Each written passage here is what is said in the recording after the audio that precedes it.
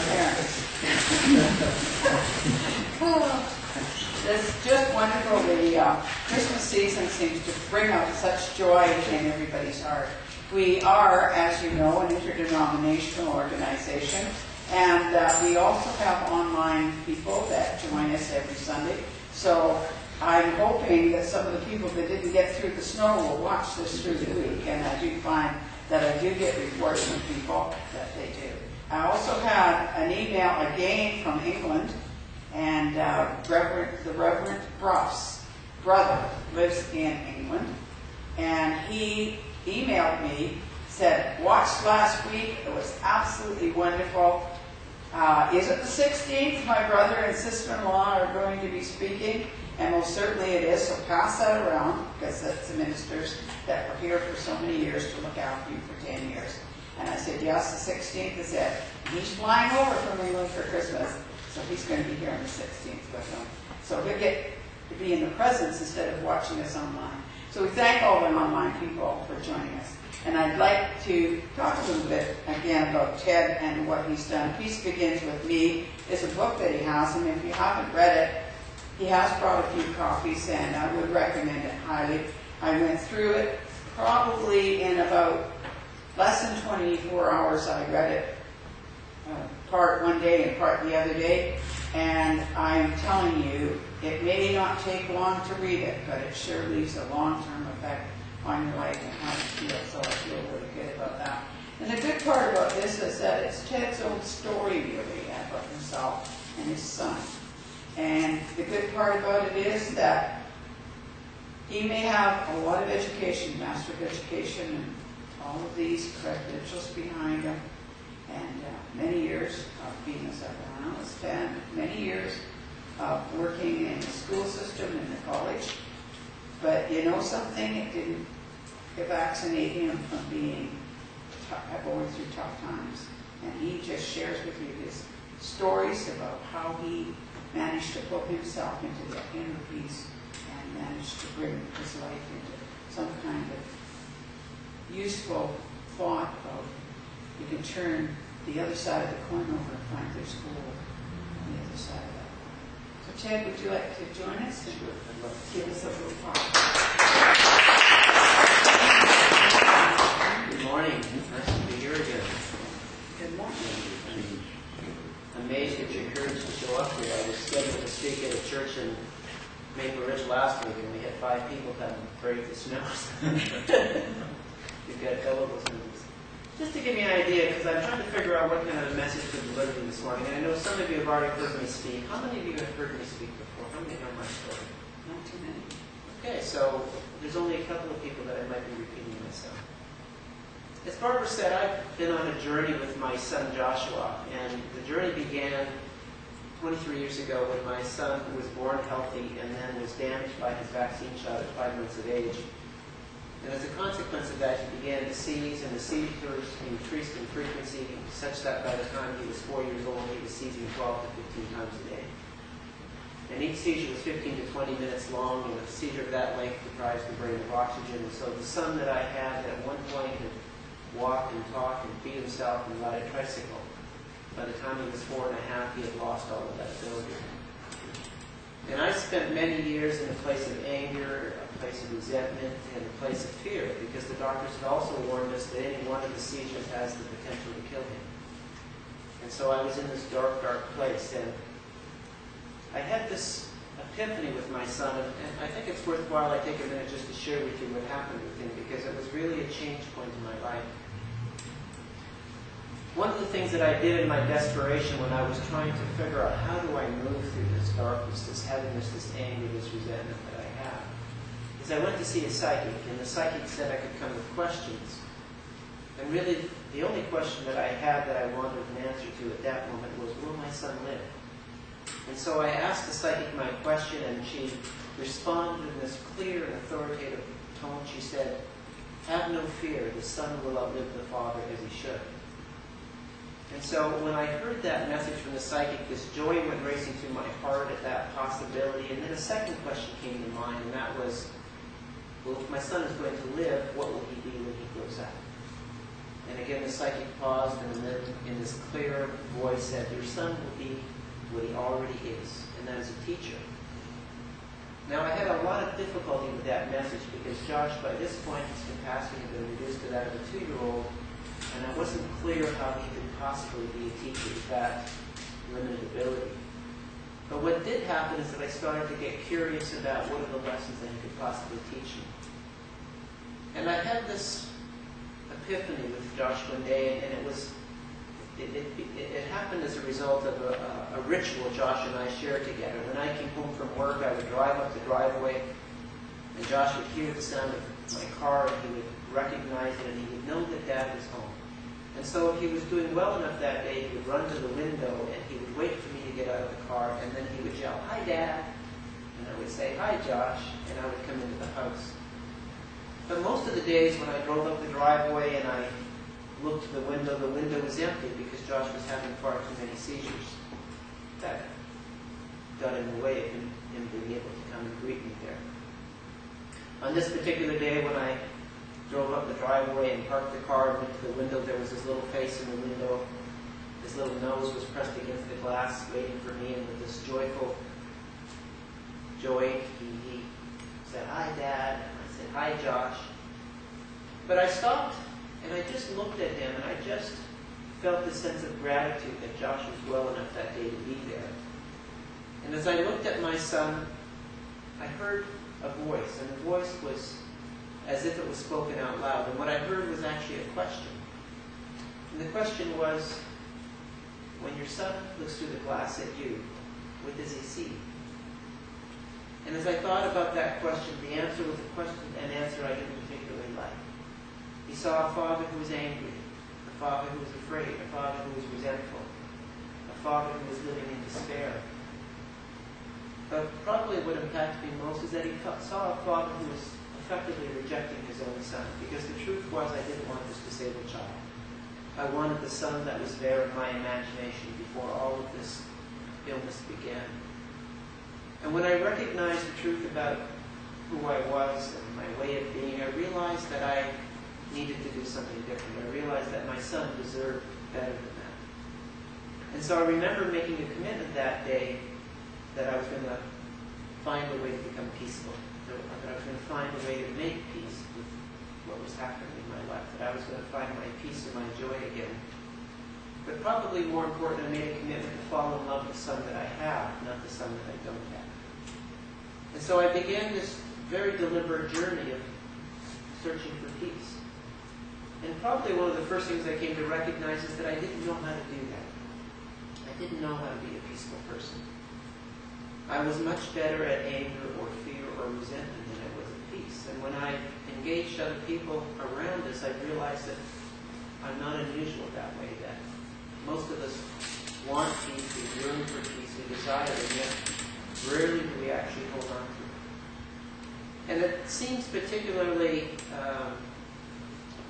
what's the word I'm looking for? It becomes more apparent to me at this time of year, because as we engage in the holiday season, one of the themes that is constantly being expressed is about peace and joy around the Christmas season. And yet,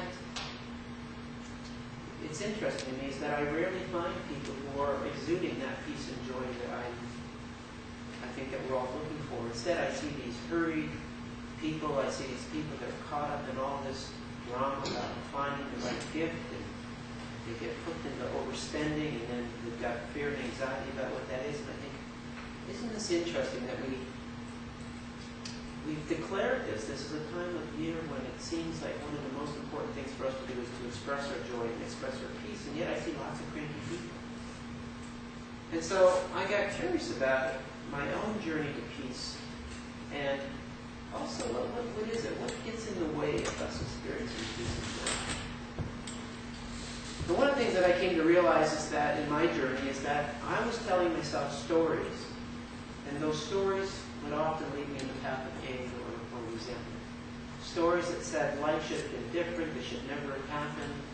I would often use my imagination to imagine all the worst possibilities. I would often focus my attention on the things I didn't like as opposed to what I did like. And so I'm not going to get into all of it because those are things that I've talked about here before. It's in my book if you're interested. But I guess one of the key pieces that I came away from is that we're all authors. We're all authoring stories. And so, whose story are we carrying around? Are we carrying around our story? Are we carrying around somebody else's story? And when I look to the Christmas season, one of the things that I think is happening is that we have been seduced into taking on somebody else's story. When I look at how we celebrate the season, we've gotten, I think, seduced into thinking that an exchange of gifts is how we get to a place of peace and joy. And yet, for most of us, that's not the most critical piece of this season.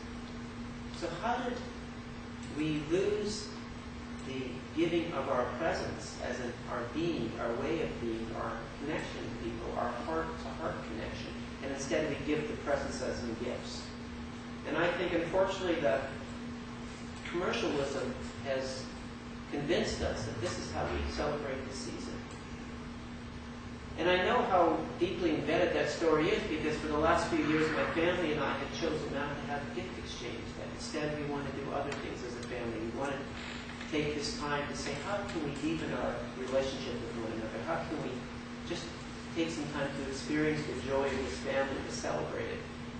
And while we know that that's something that we really want to do and we feel good about doing it, there's this sense of guilt that we feel, at least I feel, about, well, we're not exchanging gifts, and somehow or other, that's how you're supposed to do it. And so it says to me that I think that we're constantly inundated with stories. And the question is it our story or is it somebody else's story? One of the pieces that I struggled with in my journey is asking the question, who's responsible? Who's responsible for my peace and my joy and my happiness? And for many years I lived as if somebody else was responsible, that somebody else needed to do something different, somebody else needed to behave different. And the only times I really experienced peace and joy is when they showed up in ways that met my expectation. And if they didn't, then I was angry or afraid or resentful. And so my ability to actually create or experience peace was really outside of my power because I gave it all away. I realized that when I looked at the desire for peace in the world, that I acted as if somehow that I didn't have a role to play, that I was either an impatient bystander witnessing what was happening and waiting for it to change, or I was a vocal cheerleader, that I still felt as if it wasn't my responsibility, that somebody else was responsible for creating the peace in this world. And I now realize that I have done a disservice to myself and to the world because I have not stepped into my responsibility. I've come to realize that peace really is about a decision that we make. It's about a commitment that we make to be peaceful within our own hearts and our own souls. And it's only by being and coming from a place of peace that we can actually create peace in the outside world.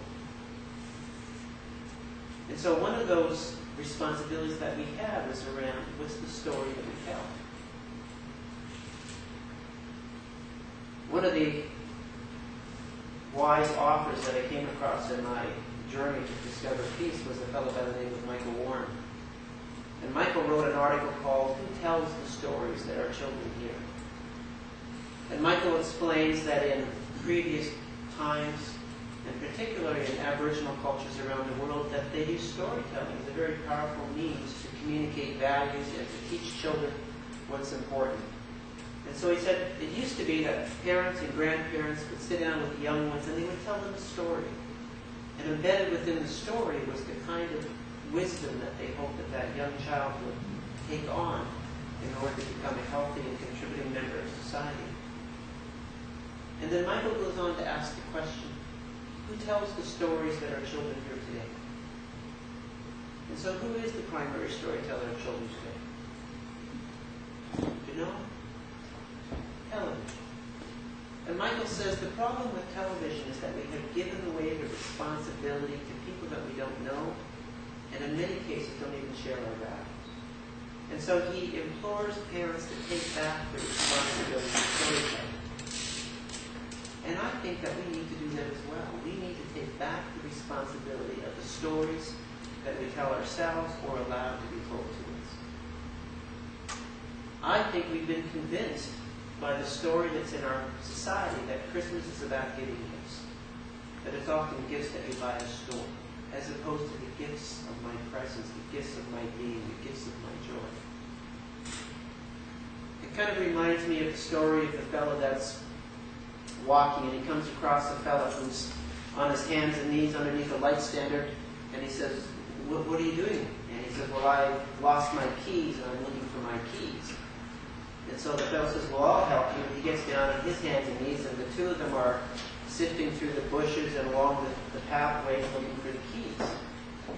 And after about 15 or 20 minutes of searching and not finding the keys, the fellow turns to the other fellow and says, so, we're not doing so well here. Where did you lose your keys? And the fellow says, well, I actually lost it over there. And he says, well, then why are we looking here? And he says, well, the light's better over here. And I kind of think that that's what's happened for us, is that when we're looking for peace, it's really someplace else, but we've been convinced that this is where it is, or where the light is being shone here that says, Christmas is about how big a present you can buy. It's about the TV camera, the plasma TV screen, the new video camera, the new cell phone. And so when that's where the light is shone, that tends to be where we look for it, and yet we can't find it.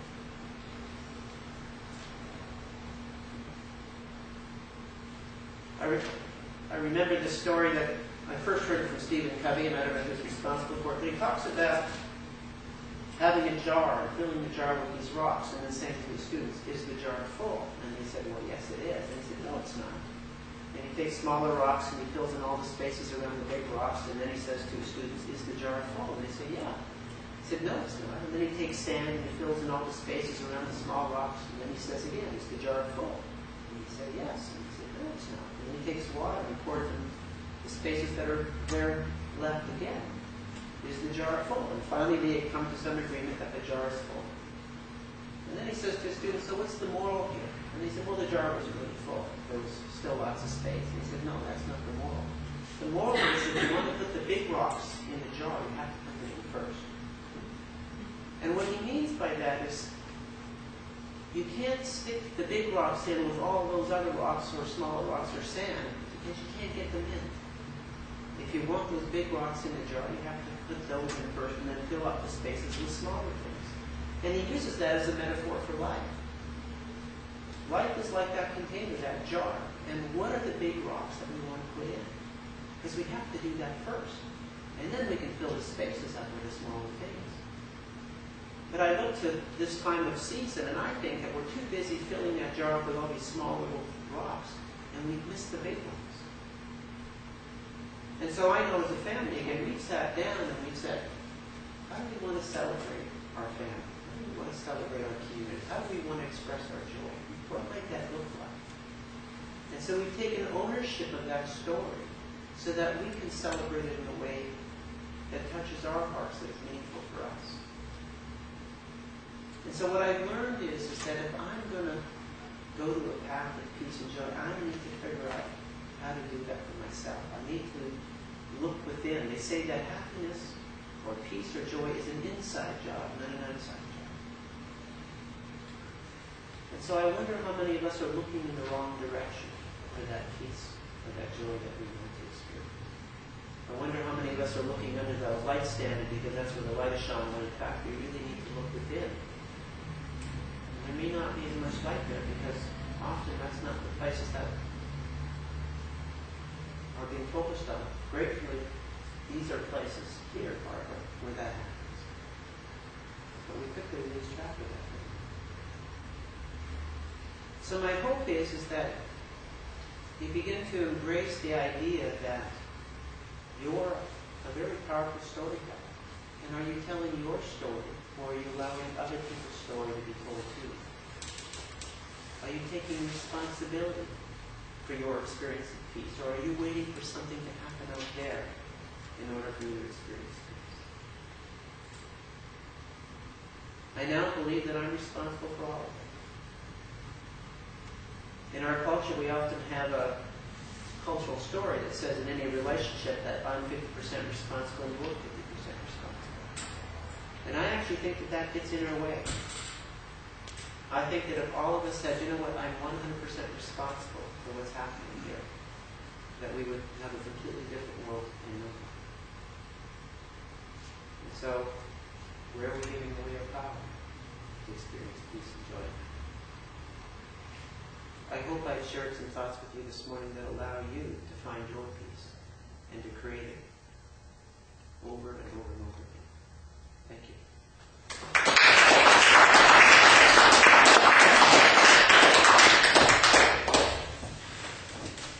Now, he is an amazing man, with a lot of wisdom. And, I certainly enjoy the fact that he will come here and share this joy with us. I was talking to our pianist this morning, and she was saying we have such fantastic speakers. Not only do we have fantastic speakers, but we have very generous speakers, because they do give their time, energy, and money to come here to give you these little gems of wisdom every week. So thank you so much, Ted, for sharing with us again. That's just wonderful. As you well know, we are a healing ministry, and I have to kind of comment that the way we heal is having that peace within ourselves, because the healing facilitators that work in this church, or the prayers that go up, can't work if you don't have the peace within yourself. So it really does connect. We do use meditation as part of the energy to help us calm down so that the healers can use the facilitation of the energy. And as those healers are working with that energy coming through them, it heals them. And it also helps the people heal themselves should they choose to be healed. We have an area at the back there that red seats are there. And if you feel that you would like some hands-on healing, our healing facilitators will go back there during the meditation, and we ask that everybody else join in it and start with healing yourself, the peace within, and send that to the world and the universe. Thank you.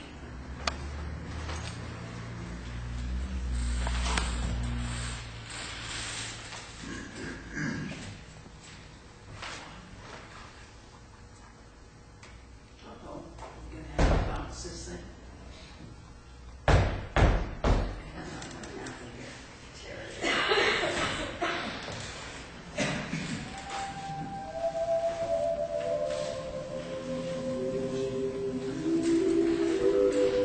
Find a comfortable position and take your thoughts inward and upward to a little spot in the universe where God resides and healing begins.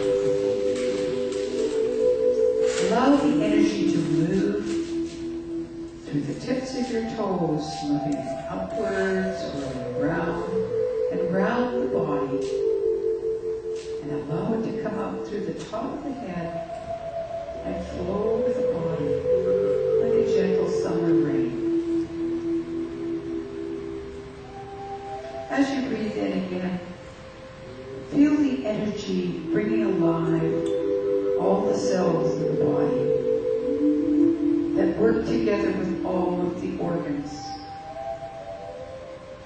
And allow those organs to be like a wonderful symphony concert orchestra that play their instruments independently, but they play with such harmony and such rhythm that they are working for the whole beauty of the piece they are playing. And as you breathe the energy in and revitalize all of the energies in the body, in the cells, in the organs, know that you are doing that to bring healing to the whole. And as the energy comes in again through the tips of the toes, allow it to expand into the mind.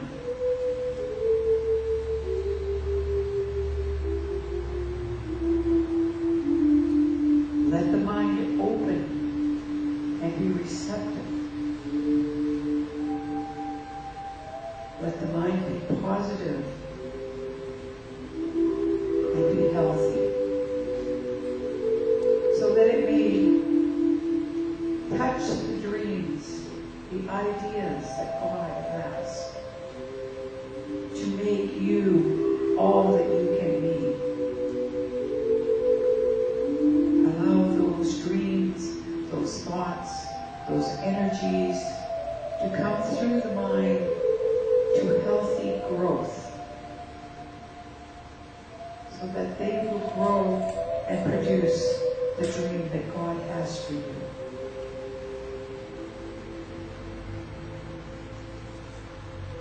Breathing in again, allow yourself to come in touch with the Spirit, that part of yourself that is always perfect.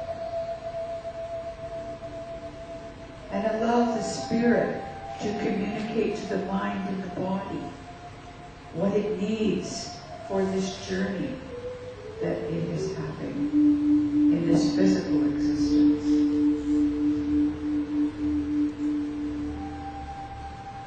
And as you have healed your own self, body, mind, and spirit, be like a pebble in a great pond of energy, and allow your energy to move forward and ripple outward, and let it touch each member in the room. And joining together, allowing the energy to draw through everyone to facilitate the healing.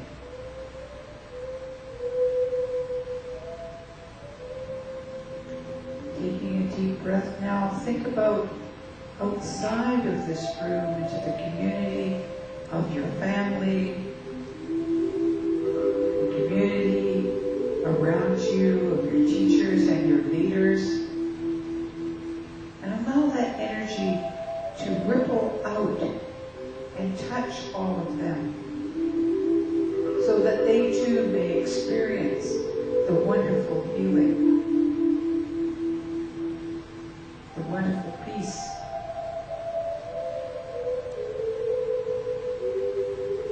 Allow that energy now to go forward into the world and not only touch the world's leaders, but to touch the animals, the vegetation, the waters, the atmosphere, so that they may be healed. And let us be thankful to the animals and the vegetation and the minerals that give of themselves and serve us so greatly and feed us so well.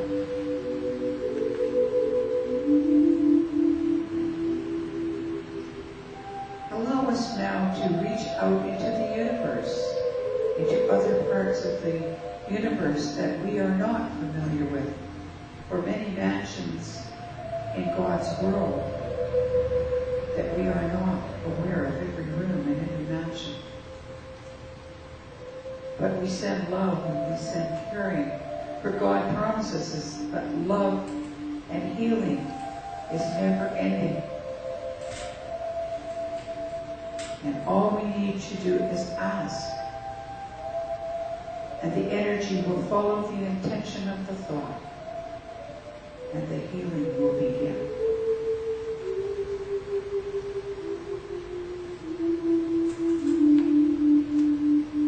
Now as we circle back to the seat of the soul, take a few moments just to sit quietly before you come back to your everyday workaday world, to enjoy the tranquility and the peace of the healing area of your garden, the inner garden of healing.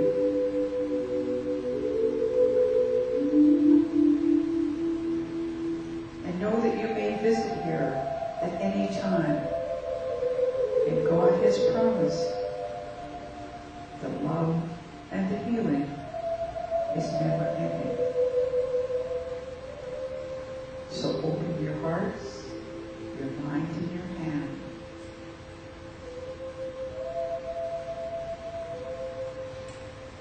God bless you, and He sends His angels to keep after you.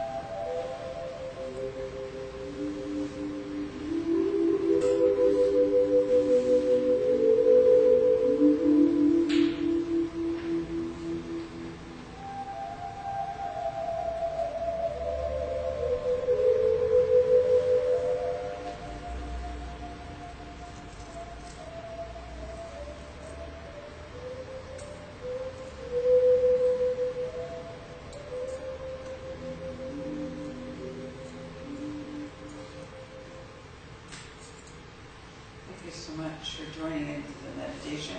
Thank you, Spirit, for bringing the energy through from God to help us heal and heal the world.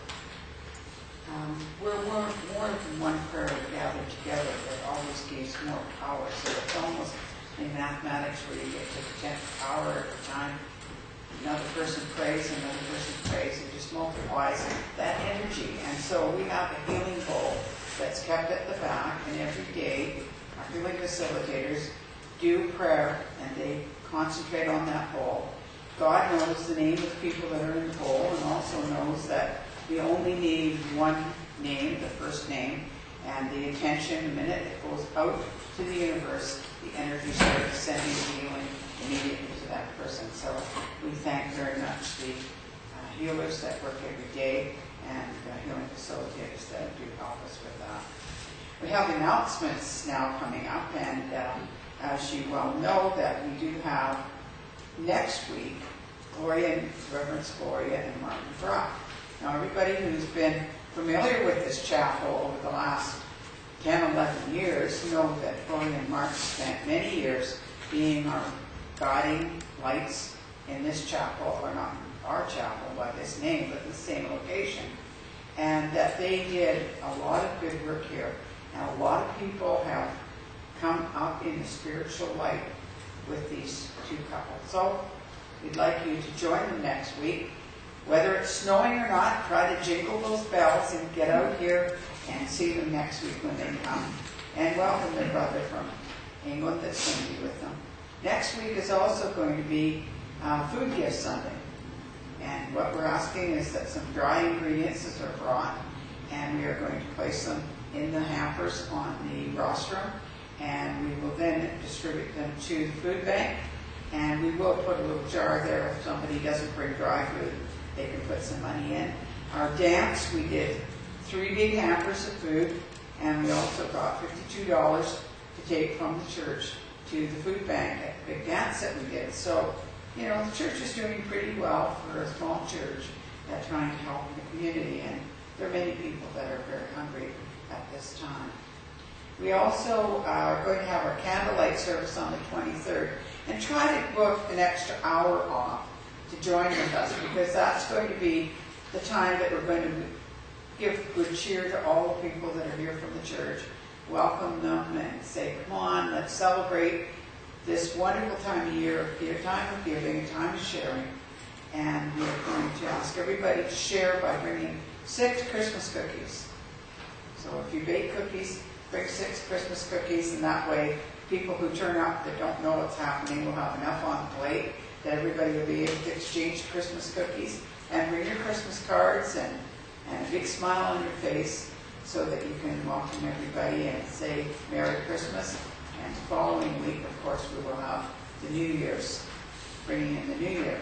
Both of those Sundays I will be speaking as the main speaker, basically facilitating the beautiful music that we're going to have for the candlelight service. And that will be on the 23rd. And we have a couple of beautiful musicians that are sitting here. And I'd like to thank both of them. We have Celia Collins and we have Jean Thomas. And both of those girls give a lot of their time. And I kind of have a little secret to tell you. I believe they're going to bring some music next on the 23rd and share that with us in our candlelight service. So thank you very much. Of course, all the volunteers, we thank them. A couple of our volunteers, which we ask people to do, to let us know if somebody's not well, if they're not feeling well. And a couple of our volunteers did notify me last night that if the volunteer coordinator would morning mom, we'd like to send some healing for her, please. And also for Amber.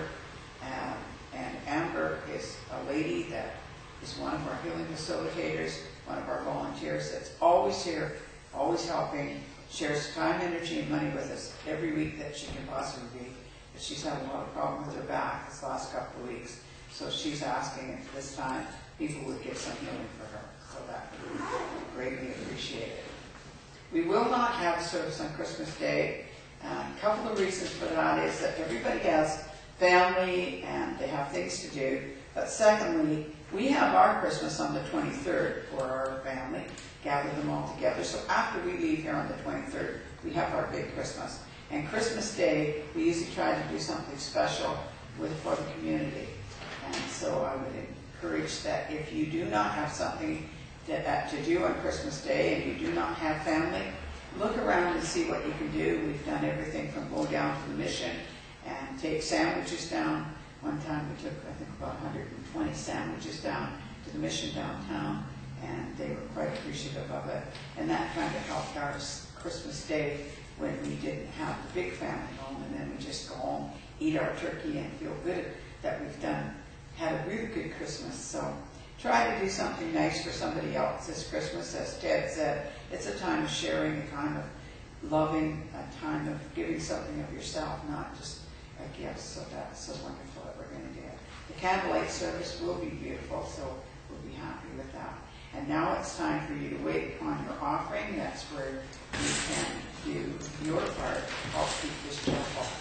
And I asked Celia, instead of doing the Barb Life song that we usually sing, that she would play, and I just skip this one.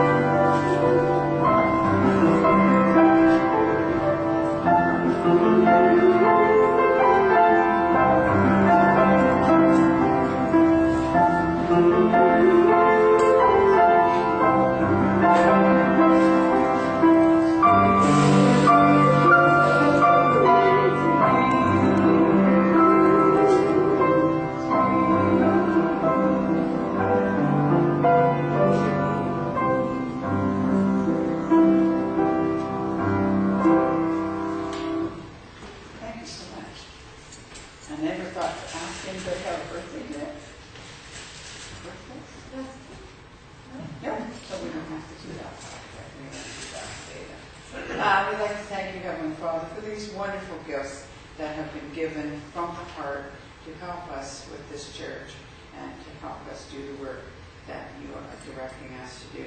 We ask that you direct us to do the highest and best in the use of these finances of this church and of the community at large. Well, this is usually a little different time that we have in our church, different than what we have in some of the more Orthodox churches, and this is where we used to do clairvoyance. But Ted and I have done a little thing the last few times that he's been here. So we're going to do things a little bit differently this week. And what we're going to do is that you've heard Ted talk about getting that peace within yourself. And you also are getting an advantage of his education and of his profession that he spent over 25 years. He's a very young man for 25 years. He was, what, 12 and a half when he was. But anyway, he's going to give you some benefit of his knowledge. And so if anybody would like to ask some questions of Ted, then feel free to do that. And we also will maybe tune into a little clairvoyance for you. So anybody there? Am I going to pick them out of the congregation? What sort of questions?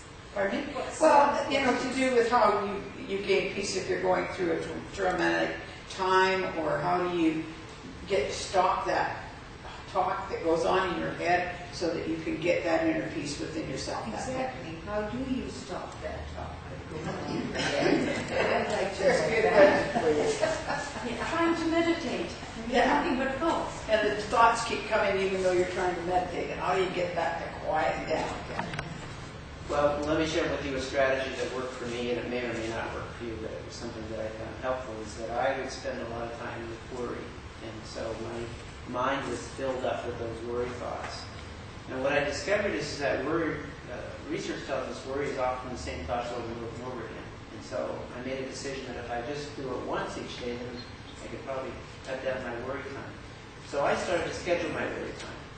And so I would wake up in the morning and I would say, I'm going to worry between 7 o'clock and 7:15.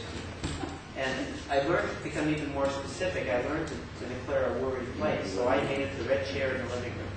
And so I would say, I'm going to worry between 7 o'clock and 7:15 sitting in the red chair in the living room. Now what I noticed happened for me was that when I first began to employ that strategy, the first number of days I would catch myself worrying. And when I noticed I was worrying, I would say, thank you very much, but I'm going to take care of that at 7 o'clock sitting in the red chair in the living room. And then my mind would kind of leave me alone for a little while and say, okay. And then maybe 20 minutes later, or half an hour later, the worry thought would show up again. And again, I would say, thank you, but not now. I will take care of that at 7 o'clock sitting in the red chair in the living room. And then at 7 o'clock, you sit down in your red chair in the living room and you go, okay, bring it on. And you spend your 15 minutes of worry. At the end of 15 minutes, thank you very much, and I will do this again tomorrow. 7 o'clock sitting in the red chair in the living room. And what happened for me is very quickly, literally within a week, my mind started to trust that that was the process, and it started to leave me alone. And in the first time in my life, I started to have a quiet mind. And what I also discovered was that my worry time became different, is that I came to recognize that my worry was often about trying to make decisions. And I learned that if I have enough information, the decisions become self-evident. They make themselves. And so if I am struggling to make a decision, it really is an indication that I need more information. And so lots of my worry became about what information do I need, and who might I get that from, where might I get it from? And it became more of a planning session. Because what I learned was that when I had the information, the decision became self-evident. And so it allowed my worry time to become a much more thoughtful and constructive process than the kind of negative storytelling that I would normally do. My own journey helped me to recognize that I spend a lot of time with negative stories. And most of us do that, is that when we've got a situation that's unknown or unfamiliar, we'll often imagine all the worst possible outcomes. And the problem is that your physical body doesn't distinguish between a real event and an imagined event. And so when you imagine all those negative things, you put your body through the same level of distress as if those things happen. Mark Twain has a quote I really like. He says, I've had a very difficult life. Fortunately, most of it didn't happen. And I think that's true for all of us. And so I learned to use my imagination to imagine positive stories as opposed to negative stories. I started to take charge of my mind. I recognized it was a tool that was there for my use, but I needed to be the master of it instead of allowing it to master me. And so you found another chair then where you sat and did your meditation then. Or for me, I don't sit and do a formal meditation. That's just it's not a practice that I engaged in. What I do is that I try to be present in each and every moment. And I find that when I'm present, when I'm in this moment, life is easy. It's simple, it's joyful, there's an intensity, there's a passion about it that I don't experience when I'm not here. And I discovered this through the work of Eckhart Tolle, who wrote the book The Power of Now. And Eckhart asked a very simple question: where do you hang out? The past, the present, the future. And most people are either in the past or the future. Few of us actually show up in this moment. And so the more that I started to show up in this moment, the more intentional my life became.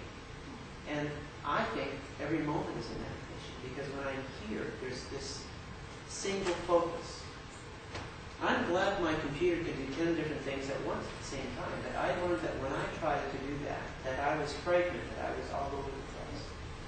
And so now I give myself permission to be in one place at a time, this moment. That's really true, because you agree with this, and that's one of the things I put in, don't stand there sucking your thumb, is that if you have an event happen to you, whether it be at 10 years old or at 40 years old, and that's a traumatic event, every time, or you lose somebody, every time that you start dwelling on that, the system thinks that it's happened again. You actually put yourself back into the event again, and your system thinks it's happening to you over again, and it reacts accordingly. So unless you change and make that into something useful in your life, in other words, it was a negative thing, but what can I get from that was positive, and start using the positive side of what it did for me, then you keep falling back in that same thing, don't you? And it keeps beating your body up. Most of the suffering we experience is from between our ears. It's the story we tell ourselves. Isn't that where we, a lot of our thoughts of negativity, so to speak, or anger or frustration comes from our families, because we learn from them, from what we live, how we live with them, and how we grow with them. And the stories that they taught us. Yeah. And so that's why I say I believe that we have to learn to offer new stories. that we have taken on stories that don't serve us well. And we do it by opening up the newspaper, by turning on the TV, by simply buying into the cultural stories that have taken us into a place of destruction. And so, if you've read the book, The Four Agreements, he talks about what agreement have you entered into, that life is really about a series of agreements. Unfortunately, most of us have done it unconsciously, and many of the agreements don't serve us. And so it's about entering into new agreements. Any other questions? What you're talking about is like forming a habit, because we are always connected past, present, and future, always, constantly. So, like you said before, when we get back into a grief pattern, we bring it to the now and the future. So all three of them, right? So how to change that? Well, Eckhart Tolle talks about grief is too much past and not enough presence. Worry and fear is too much future and not enough presence. Mm-hmm. And so, for me, I made a commitment to myself to try to be present in this moment 80% of my day.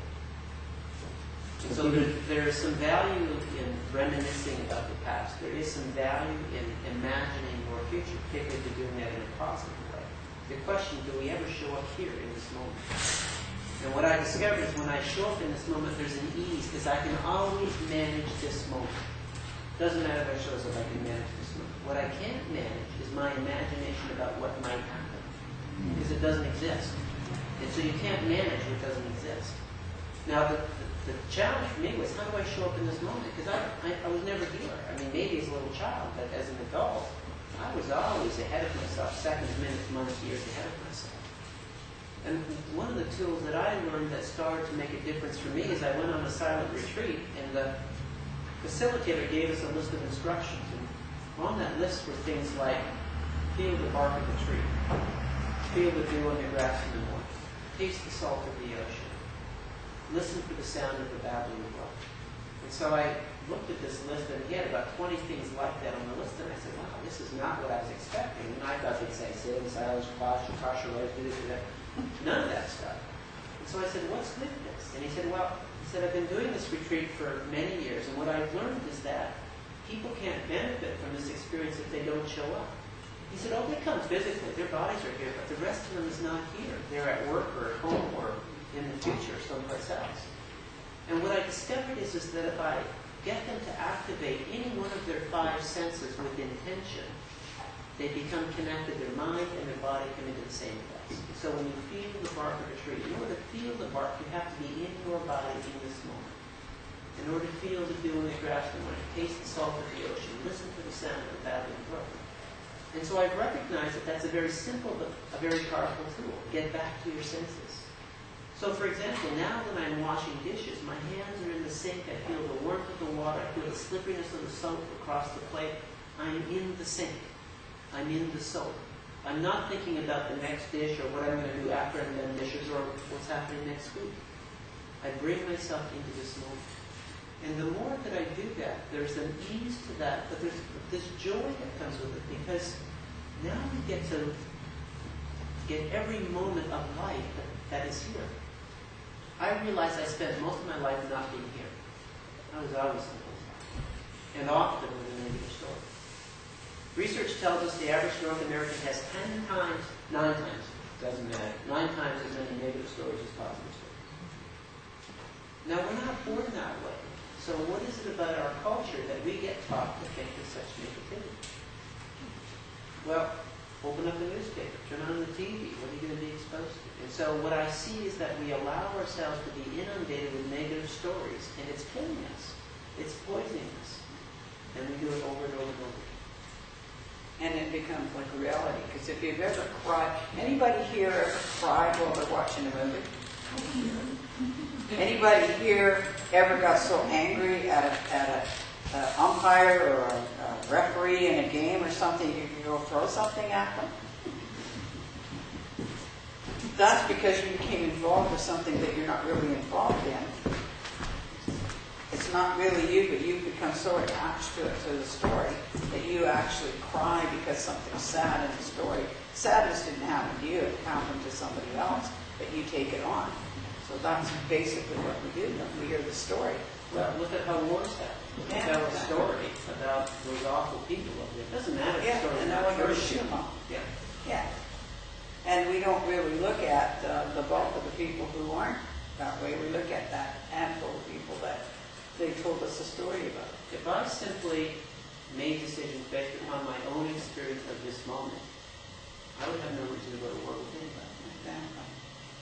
And yet I realize I spent most of my life being at war of some sort or other, with life, with the world, with my neighbors, that things should be different than they are. The thing is that I'd like people here to realize that book that you have there is simple reading. Problem is, a lot of times you get all these complicated books. I have people say to me, what book should I read when I'm teaching? What book should I read? And I said, you know, you should read books that simply get you back to basics, which that is. So you want to talk a little bit, show them your book, and maybe they can join you back there after service. Well, this is really as a result of my journey with my son. And as I described to you, is that I spent the first 5 years of Josh's life being in a place of anger or fear or resentment until I got to that epiphany that I described, that I really said I need to learn how to do this different. And so I asked myself a simple question. Is what I'm doing, is my way of thinking, is my way of behaving, does it add to my peace, to my joy, and my happiness? Or does it add to my anger, my sadness, and my despair? And by simply noticing which direction I was walking, I gathered some valuable information. And so the book really is a summary of what I noticed walked me in the direction of anger, sadness, and despair. What ways of thinking, what ways of behaving took me here. And then what are the ways of thinking, what are the ways of behaving that walked me in the direction of peace and joy and happiness? Because I believe that all of us want to be peaceful people. We want to be joyful people, but I don't think we've been taught how to do it. At least I wasn't. I was much better at anger. I was much better at resentment. I was much better at fear. And so I think our culture has pointed us in the wrong direction. And so the strategies, I think, as Barb said, I tried to distill what's the simple things that I can do different. And so people have said, like, this is a simple book. And they're not my ideas. I took the ideas that I found in the wisdom literature and the spiritual traditions, and I tried to language it in a way that I knew how to actually engage it on a day-by-day, moment-by-moment basis. But let me share with you the story that I start the book with, and it's one of my favorite stories, and maybe it's one that you already know, and it's a native story, and I love how they capture wisdom in such simple stories. And the story is about a grandfather and a grandson walking down a path in silence. And after a while, the grandfather interrupts the silence and says to his grandson, "Grandson, there are two wolves that are fighting in my heart. And one wolf is angry and vindictive and wants to hurt others. And the other wolf is kind and compassionate and loving." And the grandson, hearing the words of his grandfather, is filled with anxiety and fear, and he says, "Grandfather, which wolf will win the battle of your heart?" And the wise elder says, "My heart will be won by the wolf that wins the battle of every man's heart. It's the wolf that I feed." And so the question is, which wolf do we feed?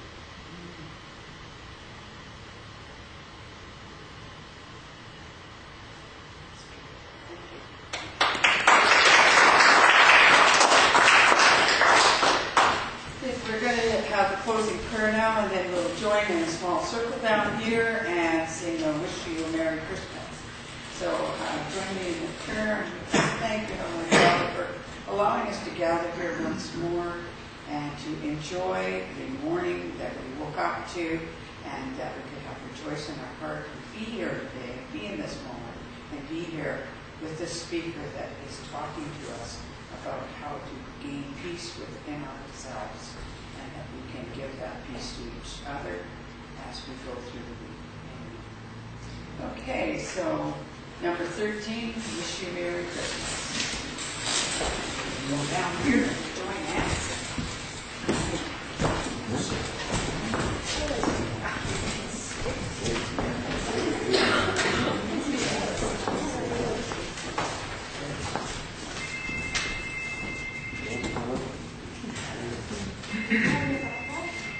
We'll get messages from the other side.